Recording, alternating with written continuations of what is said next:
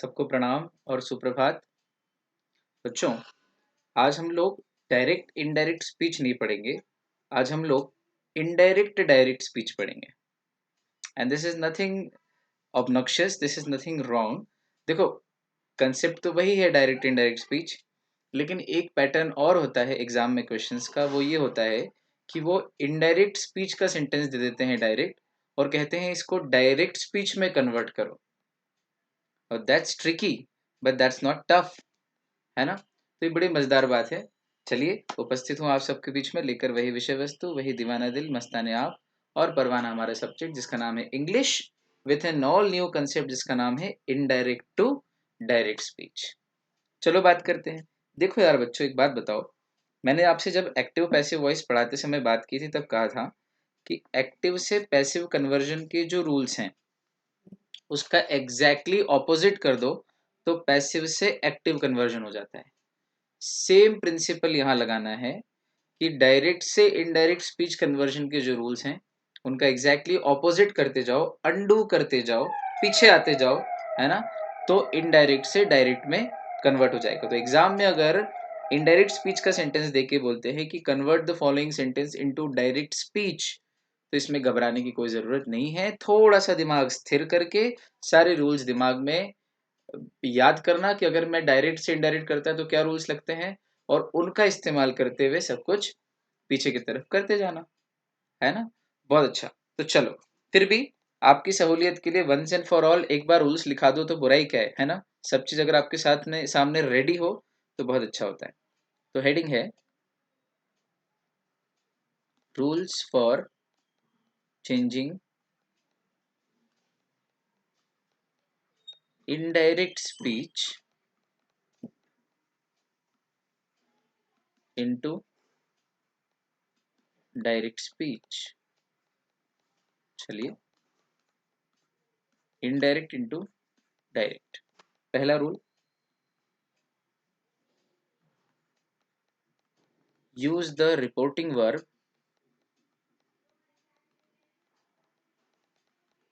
that is say या said to, say या says या said to जो होती है उसका प्रयोग करो। enquired, asked, requested, advised, ordered, है ना, ये सब हटा दो। इसकी जगह वापस पीछे आ जाओ, say या said to पे आ जाओ। ठीक। इन करेक्ट सेंस जो भी है, जहां पर से लगेगी वहां से, जहां सेट टू लगेगी वहां सेट टू, इसलिए इन करेक्ट सेंस लिखा है। Second, remove the conjunction that, remove the conjunctions. कौन कौन से कंजंक्शंस?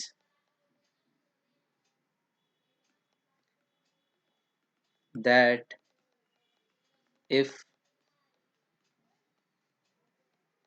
Weather,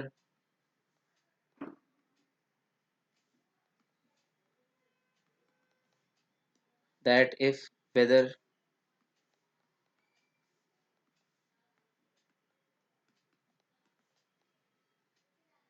etcetera. ये जो अपन यूज करते हैं ना, ही सेड टू मी तो ही टोल्ड मी दैट, तो वो दैट हटाना है अब, क्योंकि इनडायरेक्ट में दैट करते हैं, अब डायरेक्ट में लाना है तो दैट हटा दो। तो जो कंजंक्शन है, दैट क्वेश्चन वाले में इफ या वेदर लगाते थे, एटसेट्रा, इनको हटाना है। Remove the conjunctions. तीसरा रूल लिखो बच्चों, उल्टे जा रहे हैं पूरा, है ना, पूरा उल्टा जा रहे हैं। तीसरा, insert the quotation marks, insert the quotation marks,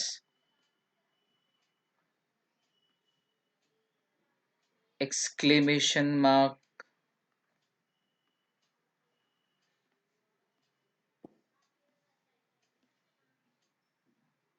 question marks। quotation marks मतलब ये वाला, ये, है ना, जो अपन बनाते हैं। exclamation मतलब ये वाला, आपको पता ही है। question mark मतलब ये वाला, आपको पता ही है, एटसेट्रा, wherever necessary। जहां जहां जो भाई एक्सक्लेमेटरी सेंटेंस हो तो एक्सक्लेमेटरी मार्क, क्वेश्चन हो तो क्वेश्चन मार्क, क्योंकि अपन हटा देते हैं ना उनको, असर्टिव सेंटेंस बना देते हैं डायरेक्ट से इनडायरेक्ट में। पर इनडायरेक्ट से जब डायरेक्ट में जाएंगे तो फिर उनको वापस उनके रूप में ले आएंगे। Put the comma before the statement, put the comma यानी कि ये वाला साइन बिफोर द स्टेटमेंट या सेंटेंस। फिर जहां जहां कैपिटल वर्ड्स का प्रयोग करना चाहिए वहां वहां कैपिटल वर्ड्स प्रयोग करो। Write the first word of the statement with capital letter, use capital letter for first word of the statement. Statement कौन सा हो जो ब्रैकेट के अंदर लिखाता है, सॉरी कोटेशन मार्क के अंदर लिखाता है, उस स्टेटमेंट की बात करें। सेंटेंस का पहला वर्ड तो होगा ही होगा, बीच में जो स्टेटमेंट होगा कोटेशन मार्क्स में उसका भी पहला वर्ड कैपिटल होगा। 5 रूल हो गए। छठा रूल लिखो,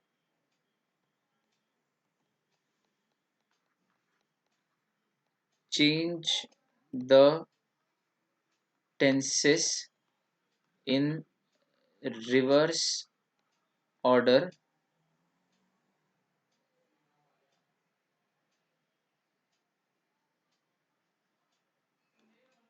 इन इट्स करेक्ट सेंस। इसका मतलब पास्ट परफेक्ट को पास्ट परफेक्ट प्रेजेंट परफेक्ट करना है, पास्ट परफेक्ट को पास्ट इंडेफिनिट भी कर सकते हैं, वो डिपेंड करता है। फिर क्योंकि प्रेजेंट का पास्ट होता है तो सारे पास्ट का प्रेजेंट कर दो, और पास्ट परफेक्ट और पास्ट परफेक्ट कंटिन्यूस में हो तो उसको पास्ट इंडेफिनिट या पास्ट कंटिन्यूस कर दो। वुड वगैरह हो तो उसको विल कर दो, है ना। मॉडल वर्ब्स हो कुड माइट तो उसको कैन और मे कर दो, ये सारे कन्वर्जन्स कर दो, ठीक। और लास्ट एक लिख लो, change the pronouns accordingly, change the pronouns as per the context. बस भाई, first person pronoun changes according to subject, तो सब्जेक्ट के हिसाब से अगर चेंज हुआ है तो यहाँ पे क्या होगा, उस तरह का कंटेक्स्ट लगा लो। ज़्यादा दिमाग लगाने की जरूरत नहीं, प्रैक्टिस से आएगा। ये रूल नहीं भी लिखा था तो मैं प्रैक्टिस से भी समझा सकता था, पर फिर अपन कुछ भी छोड़ो क्यों यार, जो काम करना है पूरा करो, पूरे से भी बढ़ के करो। तो ये 7 रूल्स है, आप फोटो खींच लो या मेरे साथ साथ लिख लिया करो। चलो इजी। अब एग्जाम्पल देखते हैं, एग्जाम्पल सबसे बढ़िया रहेंगे, जल्दी जल्दी समझ में आएगा। अच्छा मैंने एग्जाम्पल क्या करें, मैंने जो नोट्स दिए हैं आपको, मेरे खुद के नोट्स, उनमें जो मैंने एग्जाम्पल्स दिए हैं, उन एग्जाम्पल्स, वो एग्जाम्पल्स तो डायरेक्ट से इनडायरेक्ट के हैं।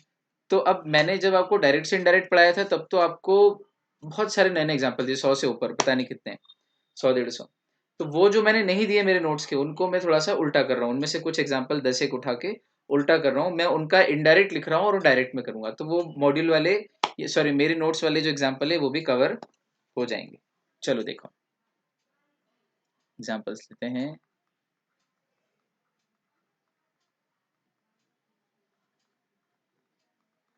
एग्जाम्पल्स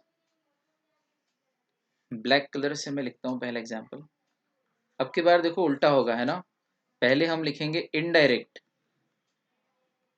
और उसको कन्वर्ट करेंगे डायरेक्ट में, इनडायरेक्ट टू डायरेक्ट स्पीच। ये इस बार हमारा नया काम है। चलो ये भी करते हैं, उसमें क्या है। पहला, Rama ordered Arjun to go away. Rama ordered Arjun to go away. दूसरा भी लिखो, she requested him to wait. She requested him to wait there until she returned, until she returned, या इसको टिल कर लो भले ही चाहो तो, until ही रहने दो। चलो तीसरा लिखो, father advised his son, father advised his son to work hard for success, to work hard for success. ठीक है बच्चों।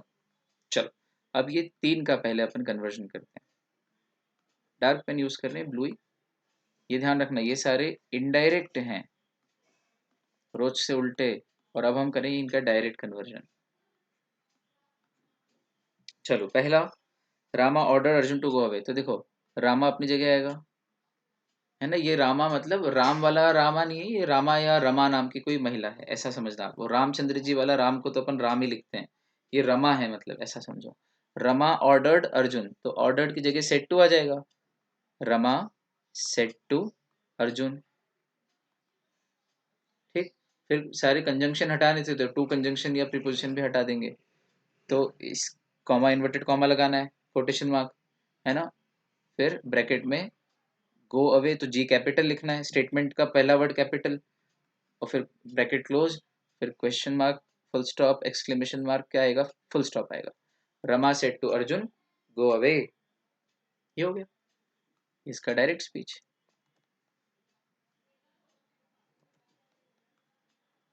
चलो अगला है, she requested him to wait there until she return. तो देखो शी तो अपनी जगह रहेगा, रिक्वेस्टेड का अपन सेड टू कर लेते हैं, शी सेड टू हिम, यहाँ तक भी ठीक है।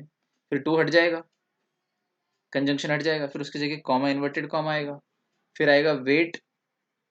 फिर देखो हियर का देयर होता है, तो देयर का फिर हियर हो जाएगा, उल्टा पीछे आएंगे, wait here until she, third person है तो थर्ड पर्सन हुआ है, मतलब ये सब्जेक्ट के हिसाब से हुआ है, तो उसने कहा था, तो ये आए होगा। She said to him wait here until I, अच्छा रिटर्न्ड पास्ट इंडेफिनिट है, तो इसका पास्ट, इसका प्रेजेंट इंडेफिनिट कर देंगे, तो रिटर्न, रिटर्न्ड का रिटर्न, तो ये बन गया she said to him wait here until I return. और एक काम करना, एक बढ़िया काम करना, डायरेक्ट से डायरेक्ट वाले जब क्वेश्चन आए एग्जाम में, जो आ सकते हैं ट्रिकी बना के, इनडायरेक्ट से डायरेक्ट करने को जब आए तो उसका डायरेक्ट बनाना, और डायरेक्ट बना के फिर इनडायरेक्ट बना के देखना मन में, और अगर आप जो इनडायरेक्ट बनाओ वो सेम टू सेम क्वेश्चन में जो दिया है वही बने, तो समझना आपने सही डायरेक्ट बनाया। बढ़िया स्ट्रेटेजी किसी भी चीज को करने की, एकदम स्मूथ, मक्खन मक्खन, आया समझ। तो शी सेड टू हिम, तो she requested him to wait there until she return, हाँ मतलब इसके अंदर शी की जगह आया आएगा, डायरेक्ट में उल्टा जा रहे हैं। अगला, father said to his son, ये इंपेरेटिव सेंटेंसेस है तीनों, है ना। प्रैक्टिस सब तरह की कर लेते हैं थोड़ी थोड़ी। Father said to his son, यहाँ तक तो ठीक है, कॉमा इन्वर्टेड कॉमा, फिर आएगा डब्ल्यू कैपिटल, टू हट जाएगा, वर्क हार्ड फॉर सक्सेस, खत्म। Father said to his son work hard for success, आगे इन लाइफ लिख दो, तो in life work hard for success in life. चलो भाई, ये हो गए तीन एग्जांपल्स, चौथा लिखो।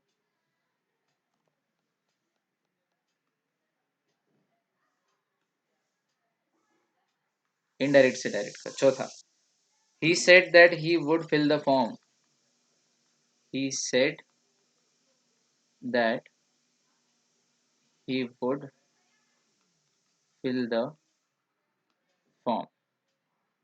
पांचवा है, he said that he could run faster than me, he said that he could run faster than me। छठा, I told him that I trusted him, I told him that I trusted him। ठीक है। चलो ये pronoun वाले हैं तीनों, है ना। From indirect speech to direct speech.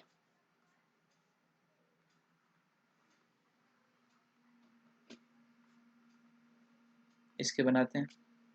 अभी हमारे पास स्क्रीन पे तीनों इनडायरेक्ट स्पीच के सेंटेंस है, इनका हमको बनाना है डायरेक्ट। चलो, ही सेड दैट, तो ही सेड आ जाएगा बाहर, फिर कॉमा इन्वर्टेड कॉमा आ जाएगा, दैट हट जाएगा। He said he would fill the form, he आया है तो थर्ड फॉर्म, मतलब फर्स्ट फॉर्म होगा, क्योंकि फर्स्ट फॉर्म होता है तो changes according to subject, subject he है, तो इनडायरेक्ट में अगर ही है मतलब डायरेक्ट में आए होगा, ही सेड कमा आए। अब वुड है तो विल हो जाएगा, I will fill the form, बड़े बड़े अक्षरों में डार्क, अच्छे लोग ध्यान देना, ये direct speech. He said I will fill the form,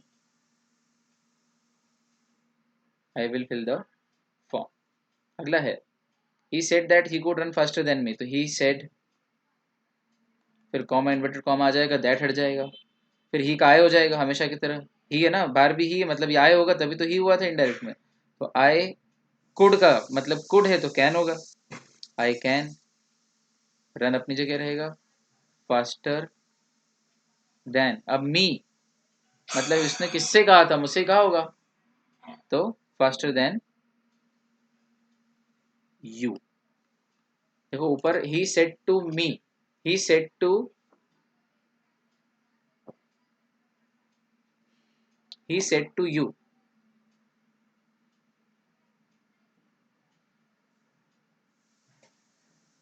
I can run faster than you,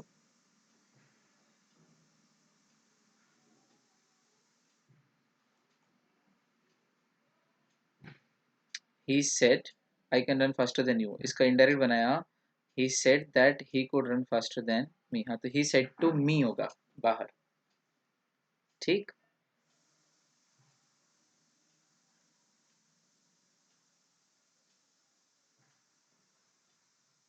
हाँ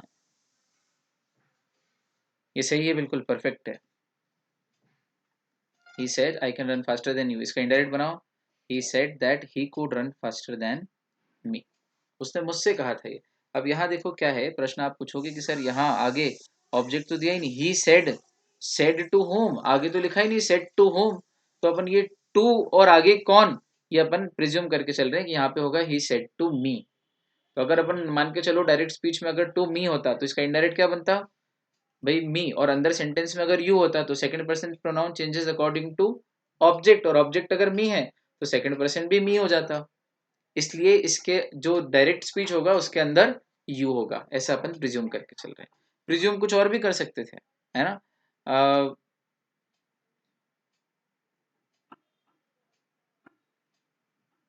ही सेड टू, अच्छा पर इधर मी है ना, तो फिर मी आएगा तो तभी होगा वो, नहीं इसका एक ही बनेगा, he said I can run faster than you, perfect, एक बार में सही बना है, चलो, I told him that I trusted him, इसका बनेगा I said to him comma inverted comma that हट जाएगा, आई ट्रस्ट हिम है ना, तो यहाँ आई टोल्ड हिम, अगर ये हिम है तो यहाँ पर यू होगा, आई ट्रस्ट यू, देखो क्यों, अब यू का चेंज करके देखो, you second person changes according to object, object third person है तो फिर यू भी हिम हो जाएगा, तो I said to him I trust you, यही बनेगा इसका, है ना, और ये रूल ऊपर वाले में लगाया था कि second person pronoun changes according to object, और वहां ऑब्जेक्ट अपन ने फर्स्ट पर्सन प्रिज्यूम किया था इसीलिए तो मी है, और यहाँ पर थर्ड पर्सन दिख ही रहा है इसीलिए हिम है, इसलिए हिम होने के कारण अपने को पता लगा कि ये यू है, ये प्रोनाउन वाला रूल आपको बहुत अच्छे से इसीलिए पढ़ाया गया था ना, शार्प इंटेलेक्ट के बच्चे होंगे उनको ये एक बार में आ जाएगा, बाकी बच्चों को वीडियो रोक के आगे पीछे करके देखना पड़ सकता है ना, यद्यपि मैंने 3 बार 2 बार बोला है, एक बार और कह देता हूँ, कोई टेंशन वाली बात नहीं है, और नहीं तो मैं आपके लिए हमेशा अवेलेबल हूँ, देखो यहाँ पर मी है ना इनडायरेक्ट स्पीच में, तो जब हमको एग्जाम में दिया गया कि बताओ इसका चेंज करो डायरेक्ट में, तो यहाँ पे मी है, तो इसका मतलब अगर इनडायरेक्ट में मी है तो डायरेक्ट में ये कौन सा प्रोनाउन होगा, तो बोले यार अगर ये मी है तो इसका मतलब अ, ये फर्स्ट पर्सन प्रोनाउन बना है, और ये चेंज अकॉर्डिंग टू ऑब्जेक्ट होगा, है ना, तो अकॉर्डिंग टू ऑब्जेक्ट, तो अगर इसका ऑब्जेक्ट फर्स्ट पर्सन होगा बाहर तो ही अंदर मी आएगा, वो भी मी का सेकंड पर्सन यू करेंगे जब, क्योंकि second person pronoun changes according to object, subject से इसको इसलिए नहीं जोड़ सकते क्योंकि सब्जेक्ट ने तो बोला है ना, कि मैं तुझसे तेज दौड़ सकता हूँ, तो तुझसे तो कोई दूसरा ही व्यक्ति है, सेकंड पर्सन है, इसलिए भी यू आएगा, ठीक, अब इसका सेकंड पर्सन वाला रूल लगा के फिर इसको वापस इनडायरेक्ट कर लो, he said I can run faster than you, अब इसका इनडायरेक्ट बनाओगे तो ऊपर जो लिखा है वही बनेगा, इसका मतलब हमारा जवाब सही है, दो लॉजिक लगा, ठीक, ध्यान से सुनना, यही नीचे वाले में किया है, ठीक, आई told him that I trusted him, तो आई सेड टू हिम, यहाँ तक तो ठीक है, कॉमा इन्वर्टेड कॉमा, दैट हटा दिया, आई भी अपनी जगह, क्यों, क्योंकि first person pronoun changes according to subject, और सब्जेक्ट तो आई है तो फिर अंदर का चेंज नहीं होगा, इसलिए आई को आई रखा, ट्रस्टेड पास्ट इंडेफिनिट, पीछे आएंगे प्रेजेंट इंडेफिनिट में, तो ट्रस्टेड का ट्रस्ट ट्रस्ट हो जाएगा, हिम का यू क्यों हुआ, क्योंकि हिम अगर अंदर लिखा है इनडायरेक्ट में, मतलब हिम लिखा है इनडायरेक्ट में, तो वो जरूर डायरेक्ट में कुछ और होगा जो चेंज अकॉर्डिंग टू ऑब्जेक्ट हुआ होगा, और ऑब्जेक्ट है आई टोल्ड हिम, तो ऑब्जेक्ट के अकॉर्डिंग चेंज कौन होता है, सेकंड पर्सन प्रोनाउन, इसलिए आई ट्रस्ट यू परफेक्टली। इससे बढ़िया तरीका नहीं हो सकता बच्चों, इससे ज्यादा मेहनत भी नहीं हो सकती है। चरम सीमा पे मेहनत कर चुका हूं मैं आपके लिए, आप भी कर रहे हो मेरे साथ। आया, बहुत अच्छा।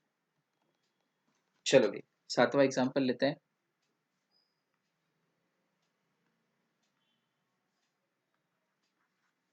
लिखो, the foreigner inquired, foreigner inquired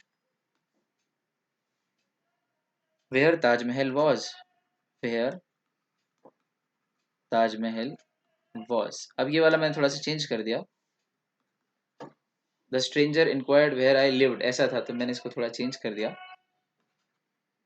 आठवां लिखो, he said that he had been to Germany, he said that he had been to Germany, indirect speech। Ninth लिखो, he said that he could speak French well। F capital लिखा है French का, ध्यान दिया करो छोटी छोटी चीजों पे। अब इनके डायरेक्ट स्पीच, चलो भाई, रूल क्या है, द फॉरेनर इंक्वायर्ड, इंक्वायर्ड तो हटा ही देना, इंक्वायर्ड वांट सब कुछ हटा देना, आस्क्ड सेट टू आ जाएगा, द फॉरेनर सेट, आगे है ही नहीं इंक्वायर्ड टू होम, इसलिए इंक्वायर्ड ऑफ होम कुछ लिखा ही नहीं है, तो the foreigner set, comma inverted comma, W H question वही रहता है अपनी जगह, बस डब्ल्यू कैपिटल हो जाएगा। वेयर, अब ये क्वेश्चन है ना, तो क्वेश्चन की लैंग्वेज में बनाना पड़ेगा, तो where is Taj Mahal, where is Taj Mahal, अब क्वेश्चन मार्क लगाना, इन्वर्टेड कॉमा। अब देखो, the foreigner said where is Taj Mahal, the foreigner inquired where Taj Mahal was. Agra में, जब वो ढूंढ रहा था भाई यार आगरा में तो आ गया पर ताजमहल कहाँ है, दिख नहीं रहा है, तो किसी ने कहा यहाँ नहीं मिलेगा, वो अगले बस स्टैंड से बस मिलेगी, वहां से बैठ के जाना तो ताजमहल आएगा। तो वो इंक्वायरी कर रहा था, तो the foreigner inquired where Taj Mahal was, तो the foreigner said where is Taj Mahal.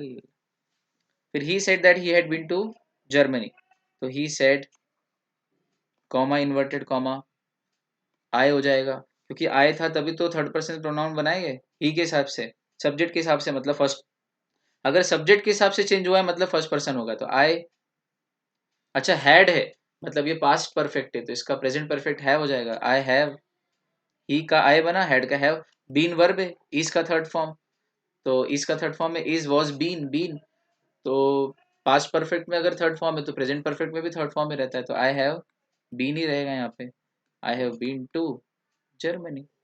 Is was been third form है ना, यहाँ बीन मेन वर्ब है, और have helping verb, past perfect का प्रेजेंट परफेक्ट, परफेक्ट, बहुत अच्छा।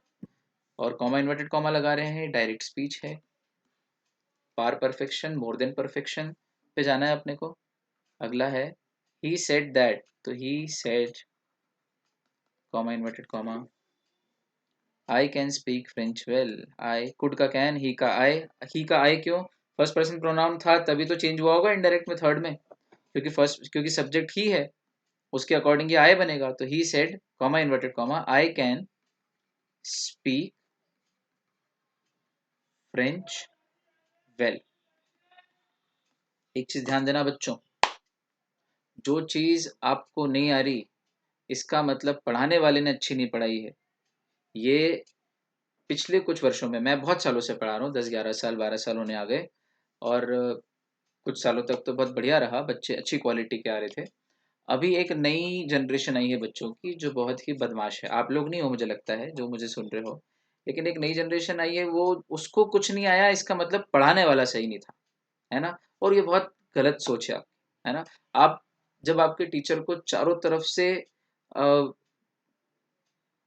देख लेते हो ना चख के, या चारों तरफ से उसको घुमा के देख लो, अगर आपका टीचर हर तरह से हर चीज का कंसेप्ट या लॉजिक बता रहा है मतलब वो सही है, टीचर अच्छे ही हैं पूरे जगह भारत में सब दूर, है ना, बच्चे ध्यान नहीं देते, बच्चों का स्कूल में बेस सही नहीं बना है। हाँ, स्कूल के टीचर से मैं खफा हूँ, क्योंकि वहाँ प्रॉब्लम ये है कि उनको कैसे भी करके कोर्स को निपटाना है बस, मैं देखा यार 12th क्लास के बच्चों का बिजनेस स्टडीज बच्चे आके बताते हैं, नॉट ऑल स्कूल्स, आपके स्कूल में हो सकता है अच्छा पढ़ाया हो, लेकिन ऐसा आके बताते हैं बच्चे, बोले सर कब शुरू हुआ कब खत्म हो गया पता ही नहीं चला हमको तो, है ना। तो कैसे भी पढ़ा देते हैं, बस फिर अपने हिसाब से हम याद कर लेते हैं, वो मार्क करा देते हैं, आंसर हम रट लेते हैं, एग्जाम में पास हो जाते हैं। तो कुछ टीचर्स ऐसे हो सकते हैं, लेकिन हम जो मेहनत कर रहे हैं, आप जो मेहनत कर रहे हो, जो जान लगा देते हैं एक एक छोटी छोटी चीज़ पे, हवा में नहीं उड़ाते किसी चीज़ को, है ना।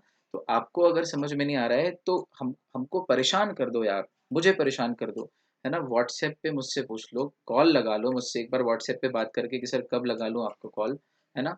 लेकिन लेकिन नहीं आ रहा है तो इसका ठिकरा किसी पे भी फोड़ना, ये बहुत गलत बात है, ये आदत ही गलत है। हमको हमारे बुजुर्गों ने, अब भारतीय घर है, हम संस्कारी घरों से हैं अपन सब लोग, हमको ये सिखाया गया है कि अगर कुछ नहीं आ रहा है तो ये हमारी गलती है, और कुछ आ रहा है तो ये भगवान की कृपा है, माता पिता का आशीर्वाद है, गुरु का ज्ञान है, उनकी कृपा से मिला है ना। तो this is the philosophy of someone who is going to succeed in life. जो जीवन में बहुत आगे बढ़ने वाले हैं, जेन्युइन लोग हैं, वो वो कुछ भी गलत होने पे उसकी रिस्पॉन्सिबिलिटी लेते हैं, और कुछ भी बेस्ट हो जाने पे उसका श्रेय किसी और को दे देते हैं, किसी बड़े को, गुरु को, गुरु इन द सेंस धार्मिक गुरु, या टीचर जो लौकिक गुरु है उसको, माता पिता को, भगवान को। ये कृतज्ञता का, विनम्रता का भाव रहता है। आ रही समझ में।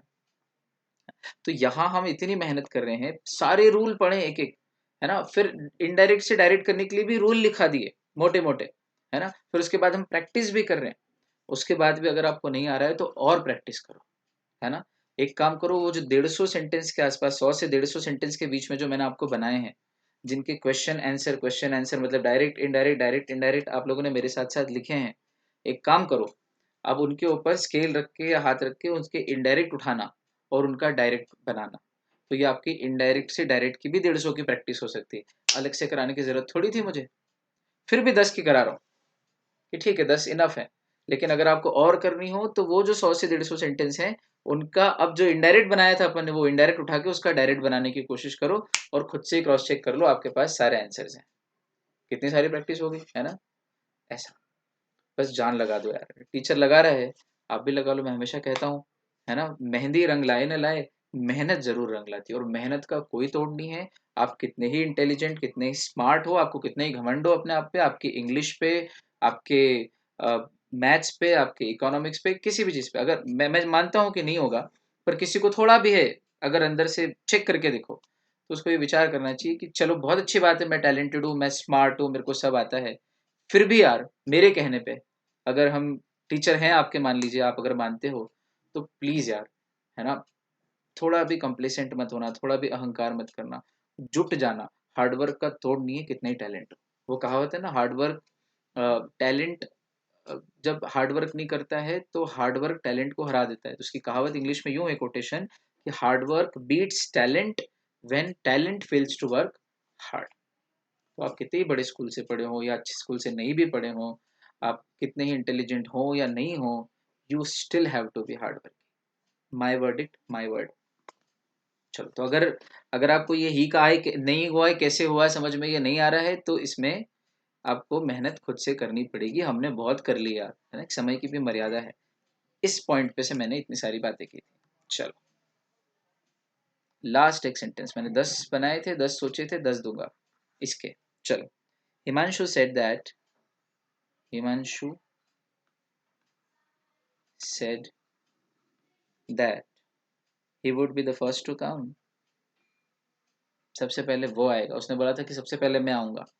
मतलब रैंक में नहीं, कोई भी कार्यक्रम कर तू, सबसे पहले मैं आऊंगा, कर पार्टी, सबसे पहले मैं आऊंगा। Himanshu said that he would be the first to come.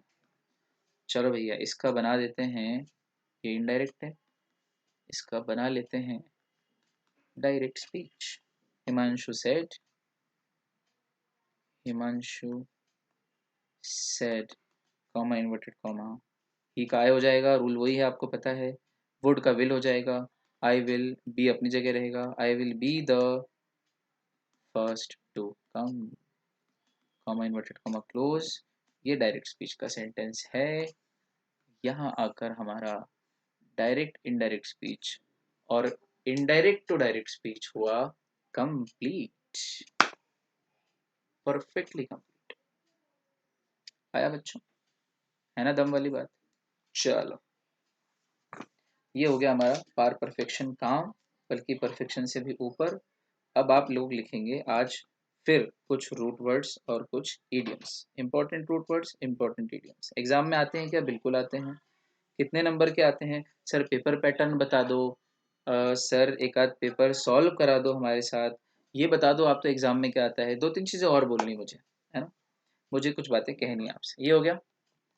चलो, बात ये है कि मुझसे बच्चे जनरली ये पूछते हैं कि सर आप जो ये डायरेक्ट इनडायरेक्ट पढ़ा रहे हो या ग्रामर पढ़ा रहे हो या ईडीएम वगैरह पढ़ाते हो, तो इसके एग्जाम में क्वेश्चन कैसे आते हैं?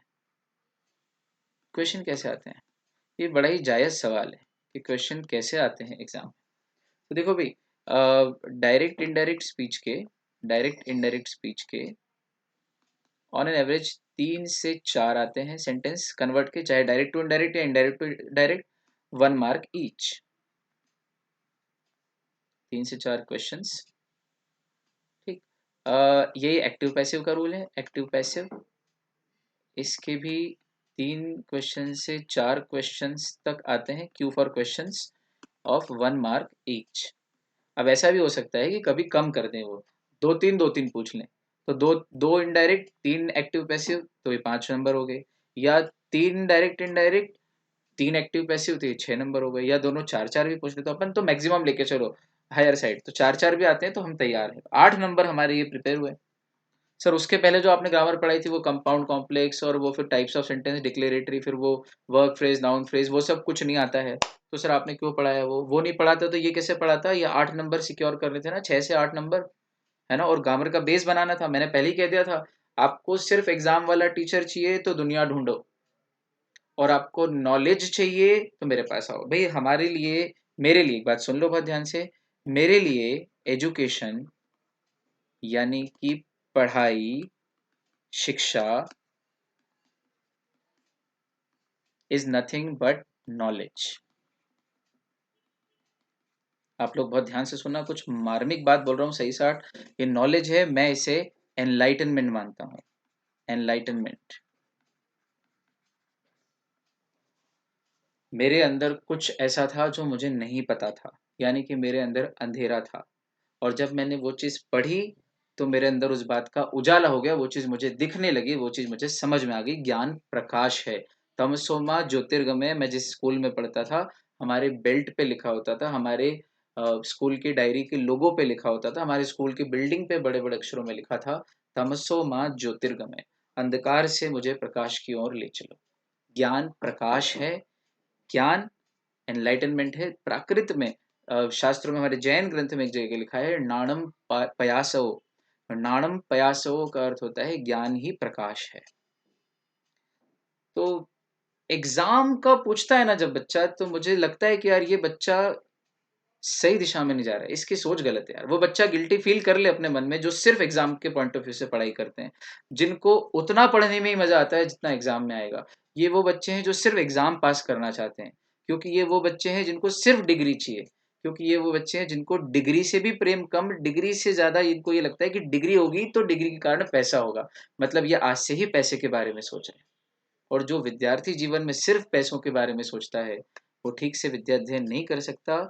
ये तो गलत सोच है यार, नॉलेज की तो सोच ही नहीं।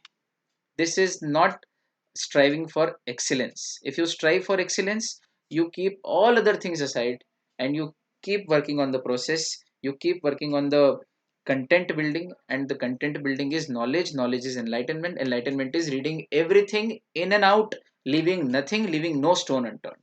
This is what I believe, and this is why I have imposed myself on you, whether you like it or not. I'm sure कि कुछ बच्चों को ये लग रहा होगा कि यार जो नहीं आने वाला है वो क्यों पढ़ाते हैं, लेकिन again my quotation, only a teacher knows what he is doing to his students, है ना। during all these crisis times, and we could have easily make some 20 lectures and all and completed everything, but if we are instilling ourselves into you, if we are putting in so much of effort, we are throwing our heart out, there must be something that we are doing. Every teacher of the academy, not just me, every teacher has thrown his or her heart out for you.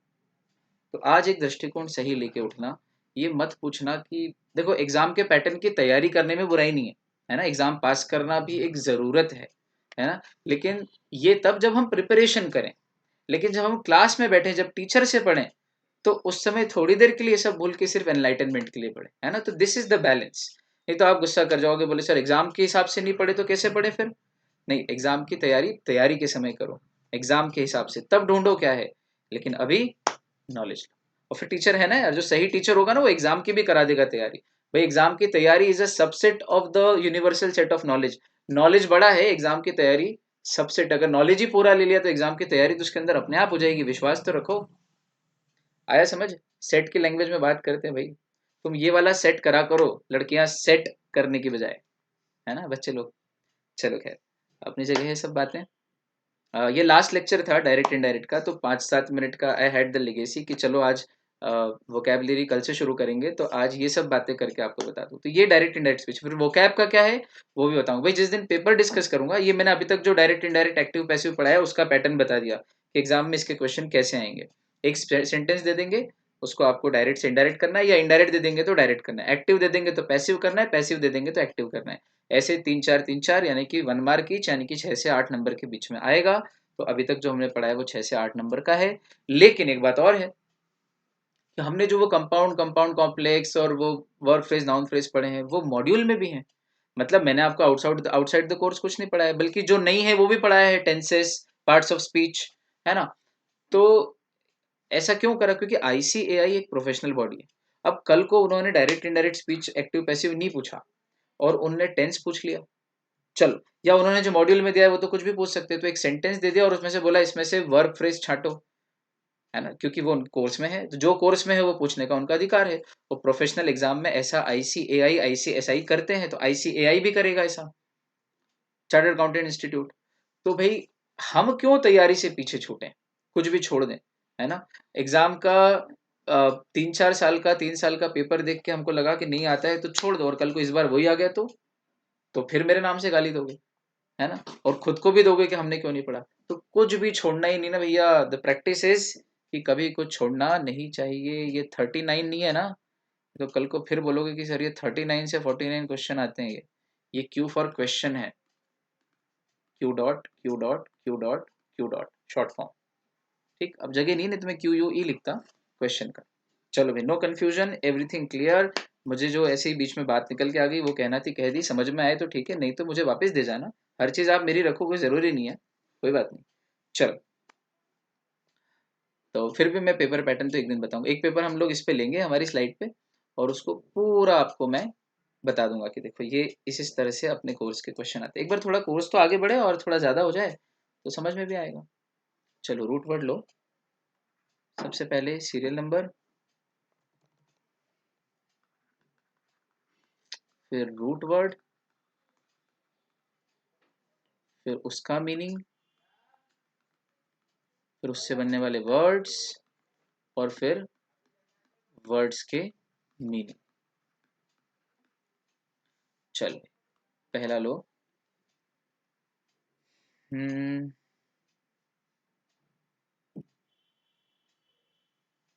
हम्म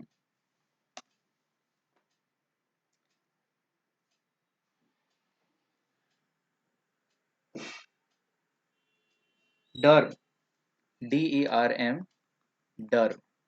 डर्म का अर्थ होता है skin. डर्म शब्द का meaning होता है skin, इस root word का। इससे बनने वाले वर्ड्स देखो, डर्मेटोलॉजिस्ट, डर्मेटोलॉजिस्ट, फिर है पैचीडर्म, पैचीडर्म, फिर है एपिडर्म, एपिडर्म। डर्मेटोलॉजिस्ट मतलब a doctor for skin, a doctor for skin. Pachyderm यानी कि very thick skin of animals, very thick skin of certain animals, या थिक स्किन्ड एनिमल्स। जिन एनिमल्स की स्किन बहुत थिक होती है उनको पैचीडर्म बोलते हैं, जैसे कि गेंडा, राइनोसोरस। एपिडर्म यानी कि आउटर स्किन, आउटर स्किन। अच्छा, एपिडर्म में दो रूट वर्ड, एपी और डर्म। एपी का अर्थ होता है आउटर, बाहरी, है ना, एपी, एपिडर्मिक, एपिडर्मिस, ये डर्म से बना। डर्मेटोलॉजिस्ट, शैम्पू का एड में आता है, डर्मेटोलॉजिस्ट द्वारा सर्टिफाइड शैम्पू है, तो स्किन स्पेशलिस्ट। तो बाल, स्किन, ये सब डर्मेटोलॉजिस्ट के दायरे में आते हैं। चलो अगला है root word dict, DICT, dict. Dict का अर्थ होता है कहना, स्पीक। डिक्ट यानी स्पीक। इससे बनने वाले वर्ड्स कॉन्ट्राडिक्ट, कॉन्ट्राडिक्ट, फिर है डिक्शन, फिर है प्रिडिक्ट, फिर है वर्डिक्ट, है ना। डिक्शनरी में भी वर्ड्स होते हैं बोले पर वो अलग है, डिक्शनरी भी इससे बनता है। डिक्टेट या डिक्टेशन, बोल बोल के देते ना, टीचर डिक्टेशन दे रहा है, भाई ले लो। बॉस डिक्टेशन देता है सेक्रेटरी को, लिख ले आज का काम। कॉन्ट्राडिक्ट यानी कि टू स्पीक ऑपोजिट, किसी से अलग बोलना। मैं कुछ कह रहा हूँ, सामने वाला कुछ और कह रहा है, वो मुझे कॉन्ट्राडिक्ट, कॉन्ट्रा का अर्थ भी होता है उल्टा, तो कॉन्ट्राडिक्ट, कॉन्ट्राडिक्ट। डिक्शन यानी way of speaking, accent of speaking, उसका डिक्शन ही ऐसा है, उसका बोलने का डिक्शन ही ऐसा है। वो तो वो जो वो त नहीं बोला है, वो स बोला होगा। सौरभ सर बोल रहा था, वो तौरभ सर नहीं बोल रहा था, उसका डिक्शन ही ऐसा है। तौरभ सर आएगा, तौरभ सर नहीं, सौरभ सर, है ना। पर उसका वे ऑफ स्पीकिंग ऐसा है, डिक्शन, वो स को त बोलता है, तोतला काइंड ऑफ। प्रेडिक्ट, प्रेडिक्ट यानी कि to speak before,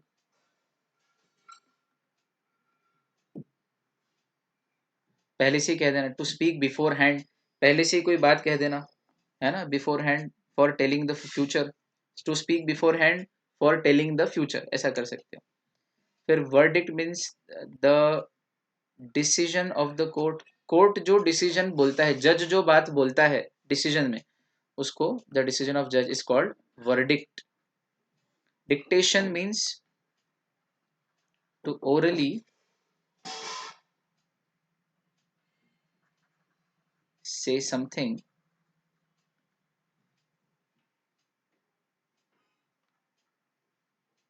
so that someone else could write it down.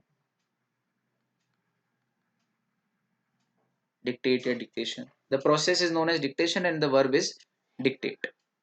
ठीक है, दो रूट वर्ड हुए, और लो तीसरा एक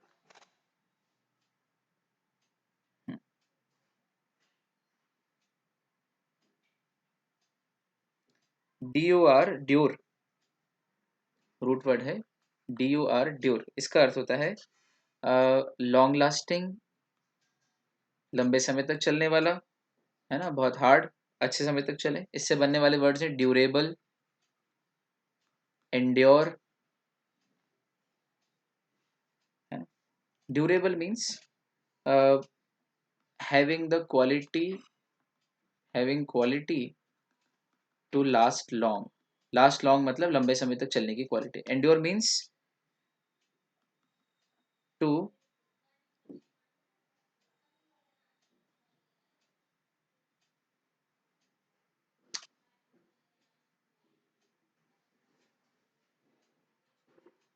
face the difficult situation and not give up, है ना। मतलब लंबे समय तक टिके रहना, लेकिन गिव अप नहीं करना, एंड्योर करना, है ना। तो जैसे कि सीए के एग्जाम्स टफ पड़ रही किसी बच्चे को, सीए इंटर या सीए फाइनल में, फिर भी 2 अटेम्प्ट के बाद भी वो बच्चा अभी भी एंड्योर कर रहा है, तो तेरा एंड्योरेंस देख के मैं बड़ा खुश हुआ यार, है ना। तो डिफिकल्ट सिचुएशंस को फेस कर रहा है पर गिव अप नहीं कर रहा है। घर में पैसा नहीं है, बहुत ज़्यादा गरीब स्थिति है, तुझे सुबह पढ़ाई, सुबह जो है जॉब पे जाना पड़ता है, शाम को घर पे आके थोड़ी सी पढ़ाई करता है, एक अटेम्प्ट एक्स्ट्रा भी लग गया, लेकिन तू टिका हुआ है और तू बोल रहा है कि मैं करके ही रहूंगा, है ना। तो डिफिकल्ट सिचुएशन को कोई व्यक्ति फेस किए जा रहा है और गिव अप नहीं कर रहा है, मतलब वही लॉन्ग लास्टिंग, उसी से बना है। तो एंड्योर, सहन करने को भी बोलते हैं यार, how long would I endure this, मैं कब तक सहन करूंगा यार, I had to breakup with my boyfriend या माई गर्लफ्रेंड। एंड्योर यानी सहन करना, कब तक, एक लंबे समय तक करना या थोड़े भी समय तक करना, पर जितना भी करना उतने समय तक तो टिके रहना, लास्ट करना, ठीक, ड्योर। चलो, ये हमारे 3 रूट वर्ड्स हुए। अब 2-3 इडियम्स ले लो, 2 इडियम्स ले लो बस, आज थोड़ा समय था इसलिए हमने दोनों ले लिए। चलो भाई मेरी खजाने वाली किताब से निकालेंगे, और इडियम हमारे ग्रीन कलर से, रोज का एक हमने पैटर्न बना लिया है ग्रीन कलर के idioms. Idiom of the day कितने, 1 2 3 इडियम, 2 लेते हैं पहले। तो पहले लिखो maiden speech. Maiden speech, maiden speech किसे कहते हैं? मेडन स्पीच का अर्थ होता है speech given for the first time. Speech given, भाषण कहीं दिया आपने फॉर द फर्स्ट टाइम। देखो मेडन का अर्थ होता है फर्स्ट, बड़ी मजेदार बात है। कभी आपने देखा होगा भाई, this was Rohit Sharma's maiden test 100। तो मेडन यानी फर्स्ट। तो ये फर्स्ट होता है तो सर वो क्रिकेट में एक मेडन ओवर होता है जिसमें 6 बॉल डालते हैं और 6 बॉल पे अगर एक भी रन नहीं जाए, बॉलर ने एक भी रन नहीं दिया है, तो उसको मेडन ओवर बोलते हैं। ऐसा क्यों? तो होता ये था कि पहले टेस्ट क्रिकेट में, ये कहाँ से निकला मेडन ओवर की कंसेप्ट? पहले टेस्ट क्रिकेट में जो, देखो मेडन का अर्थ फर्स्ट होता है, ठीक? तो फर्स्ट ओवर में तो रन बनते ही नहीं थे, ये नियम था। कोई भी व्यक्ति पहला ओवर यूं ही निकाल देता था, रन बनाता ही नहीं था। क्यों? बोले ओपनर भेजे इसलिए जाते थे कि वो बॉल को पुरानी कर दें और पिच का मिजाज भाप ले कि भाई पिच पे बाउंस ज्यादा है, कि पिच बॉल रुक के आती है, दब के आती है, टर्न हो रहा है नहीं हो रहा है ना, अनइवन बाउंस तो नहीं, ये सब चीजें तो ओपनर वो चेक करता था। और ओपनर शुरू के कुछ ओवर रन ही नहीं बनाते थे, एटलीस्ट पहले ओवर में तो रन बनाते नहीं थे। वो ये देखते थे कि कहाँ आ रही बॉल, कैसी आ रही है, पिच कैसा है। तो पहले ओवर में रन बनते ही नहीं थे। ये एक आदत बन गई, ऐसा लिखा नहीं कि नहीं बनाना है, लेकिन एक आदत बन चुकी थी कि पहले ओवर में तो रन बनेंगे नहीं, यानी कि पहला ओवर, पहले को इंग्लिश में मेडन बोलते हैं। तो मेडन ओवर में 0 रन आते थे। फर्स्ट ओवर, मेडन यानी फर्स्ट मानना आप तो मेडन ओवर में हमेशा 0 रन आते थे। तो अब ये रूल हो गया कि फर्स्ट ओवर में रन बनते नहीं। रूल मतलब क्रिकेट का रूल नहीं, आम लोगों की धारणा में ये बन गया कि भाई फर्स्ट ओवर में तो रन बनाना ही नहीं है, maiden over 0 run, maiden over 0 run, maiden over जब भी होगा 0 रन बनेंगे। तो हुआ क्या, ये पर्यायवाची बन गया कि 0 रन यानी कि मेडन ओवर। तो अब अगर 60वां 70वां 75वां 80वां ओवर भी अगर 0 रन वाला जाए जिसमें कोई रन नहीं बने, तो लोग बोलते हैं लो भाई ये तो मेडन ओवर जैसा खेल गया, फर्स्ट ओवर जैसा खेल गया, है ना। तो फर्स्ट तो बोलते नहीं, उसके लिए उन्होंने मेडन वर्ड यूज किया था। फर्स्ट को मेडन भी बोलते हैं इंग्लिश में, है ना। तो अब हुआ ये कि कोई भी ओवर जाए अगर खाली पूरा 0 रन वाला, तो उसको बोल देते थे मेडन ओवर। तो तब से कंसेप्ट बन गई कि जिस ओवर में एक भी रन नहीं जाए उसको बोलेंगे मेडन ओवर। आया समझ में? तो क्रिकेट देखते उनके लिए है, जो नहीं देखते वो उनको भी मजा आएगा सुन के। पर मेडन का अर्थ फर्स्ट ही है, इसीलिए आज भी कोई पहली सेंचुरी मारता है तो उसको मेडन सेंचुरी बोलते हैं। पहला विकेट लेता है तो मेडन विकेट, है ना। तो मेडन का अर्थ ही है। तो मेडन स्पीच यानी फर्स्ट स्पीच। तो I was very nervous at the time of my maiden speech, ये इसका मीनिंग है। पर मेडन स्पीच जनरली ईडियम के तौर पे यूज करते हैं। He cut a sorry figure in his maiden speech. दूसरा लिखो। सर फिर जब मेडन का अर्थ ही फर्स्ट होता है तो फर्स्ट स्पीच, और फर्स्ट स्पीच का अर्थ फर्स्ट स्पीच ही है, तो फिर ये ईडियम कैसे हुआ? ये तो नॉर्मल एक वर्ड हो गया, मेडन स्पीच 2 वर्ड मिला के, है ना।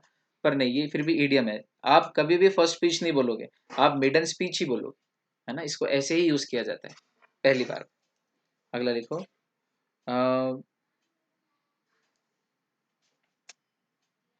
To laugh in one sleeves. To laugh in one's sleeve, one यानी यहाँ पर किसी का नाम लिख सकते हो जो भी हंसा उसका। To laugh in one sleeves का अर्थ होता है टू लाफ सीक्रेटली।